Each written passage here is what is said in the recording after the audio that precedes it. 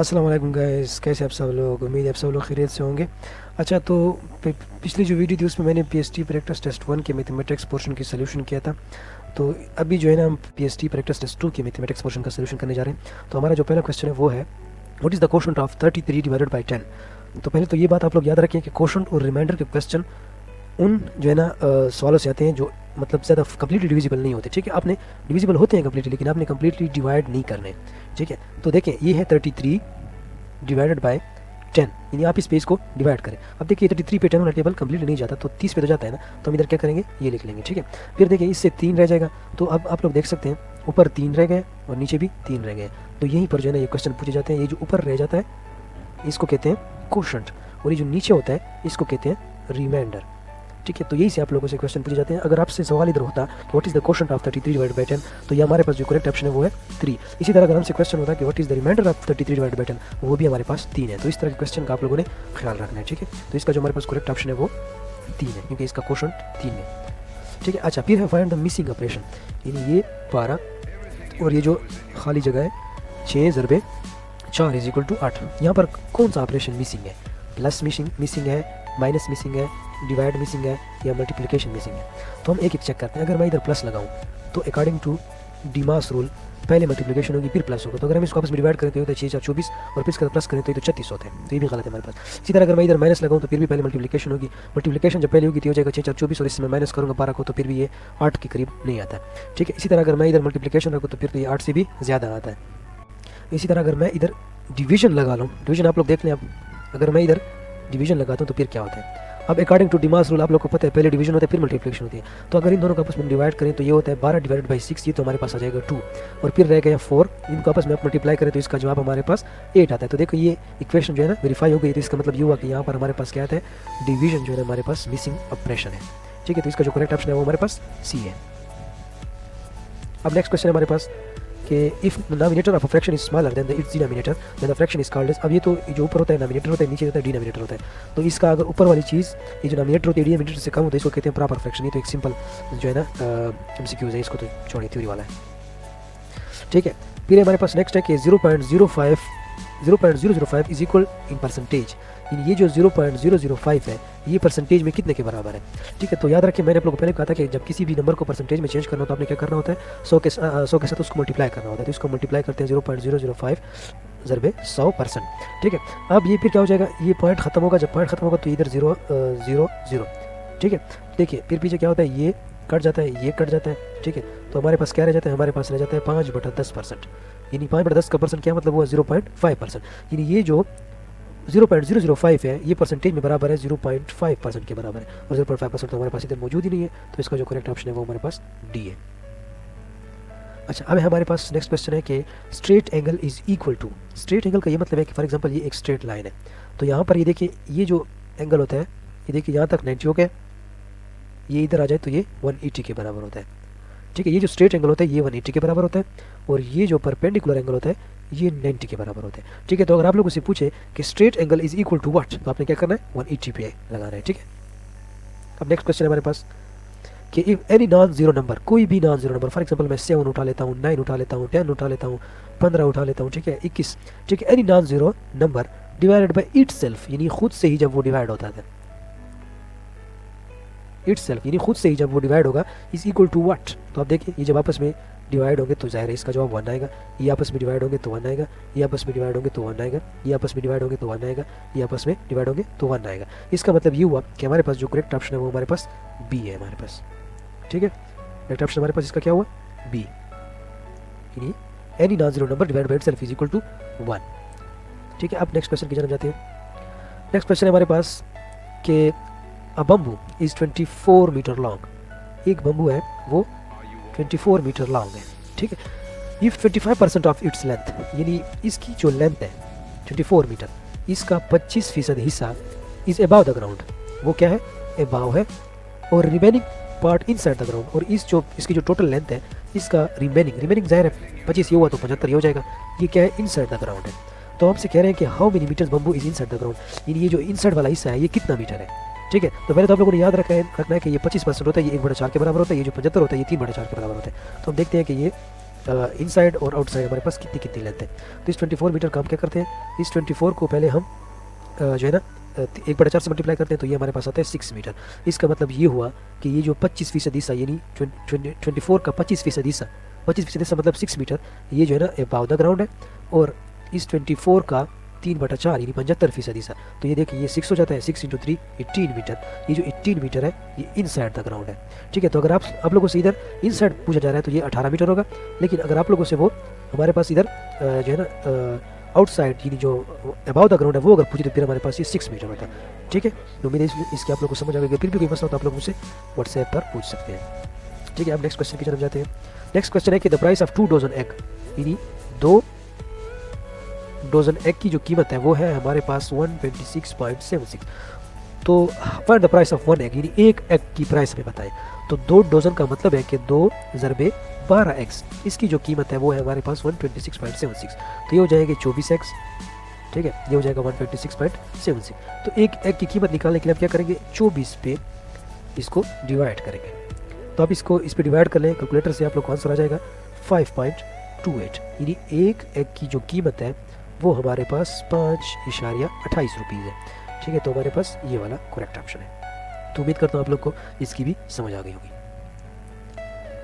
ठीक है। अब नेक्स्ट क्वेश्चन की तरफ जाते हैं। नेक्स्ट है हमारे पास कि द सेंटेंस, एक ये सेंटेंस है 3 is less than 0, 3 is less than 0, ये करेक्ट है, ट्रू है, फॉल्स है, ओपन है या नन ऑफ दीज है। तो आप लोग देखिए 3 इज़ लेस देन 0, तो आप लोग ये खुद भी सोच लें कि 3 तो लेस देन 0 नहीं है, 3 तो ग्रेटर देन 0 है, तो ये हमारे पास फॉल्स सेंटेंस है। अगर यहाँ पर क्वेश्चन होता कि 3 is greater than 0 is which kind of sentence, तो फिर ये ट्रू सेंटेंस था, लेकिन यहाँ पर ये 3 इज लेस देन 0 कह रहे हैं, तो ये हमारे पास फॉल्स सेंटेंस है, ठीक है। अब नेक्स्ट क्वेश्चन की तरफ जाते हैं। नेक्स्ट क्वेश्चन है हमारे पास कि area of rectangle having length 0.9 metre, एक रेक्टेंगल है उसकी जो लेंथ है वो 0.9 मीटर है और उसकी जो विड्थ है वो 0.5 मीटर है। तो इसका आप एरिया निकालें। तो याद रखें एरिया होता है लेंथ सर्वे विड्थ, तो ये हो जाएगा 0.9 × 0.5 मीटर, तो ये हो जाएगा 0.45 मीटर स्क्वायर, क्योंकि एरिया है। तो यहाँ पर मैं थोड़ा इसको इंटरेस्टिंग कर रहा था, मैं इसको इसलिए इंटरेस्टिंग कर रहा था, मैंने इसको सेंटीमीटर स्क्वायर में चेंज करना चाह रहा था, लेकिन जब मैंने इसको सेंटीमीटर स्क्वायर में चेंज किया तो इधर मैंने सिर्फ 45 लगाया है, ठीक है। लेकिन इसको जब हम सेंटीमीटर में चेंज करते हैं तो ये हमारे पास आता है 4500 सेंटीमीटर स्क्वायर, ठीक है। तो गलती से ये हुआ कि यहाँ पर ना ये वाला ऑप्शन मौजूद है मीटर स्क्वायर वाला और ना सेंटीमीटर वाला मौजूद है, तो यहाँ पर जो है ना हमारे पास करेक्ट ऑप्शन एक भी नहीं है, ठीक है। तो इसका जो करेक्ट ऑप्शन है वो हमारे पास 0.45 मीटर स्क्वायर या 4500 सेंटीमीटर स्क्वायर, ठीक है। तो इसके लिए मैं आप लोगों से एक दफ़ा फिर से सॉरी करता हूँ, ठीक है। तो उम्मीद करता हूँ इसकी आप लोग को समझ आ गई होगी। अब हमारे पास नेक्स्ट क्वेश्चन है कि the sum of 2x square और 5x क्यूब, इनका सम किसके बराबर होगा, ठीक है। तो पहले तो आप लोगों ने ये बात याद रखनी है कि पहले आप लोगों ने इनके एक्सपोनेंट को देखनी है। इसका जो एक्सपोनेंट है वो 2 है, इसका जो एक्सपोनेंट है वो है 3।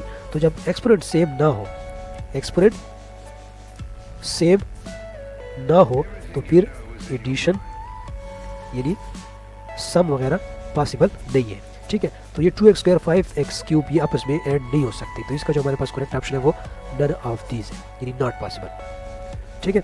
अब हमारे पास नेक्स्ट क्वेश्चन है कि 8x minus 16 is equal to 8, तो इसमें x की वैल्यू हमारे पास क्या होगी, ठीक है। तो ये देखिए आप, ये 8x अगर इधर हम छोड़ दें और इसको इधर ले जाएं तो ये हो जाएगा 8 और ये माइनस 16 है तो ये हो जाएगा +16, फिर ये हो जाएगा 24, ठीक है, और इधर रह जाएगा 8x, तो ये हो जाएगा x और 24 डिवाइड बाई 8, तो ये हमारे पास रहता है x इज इक्वल टू 3, क्योंकि 8 वाला टेबल 24 पे 3 बार जाता है, तो हमारे पास जो करेक्ट ऑप्शन है x की वैल्यू हमारे पास 3 है, ठीक है।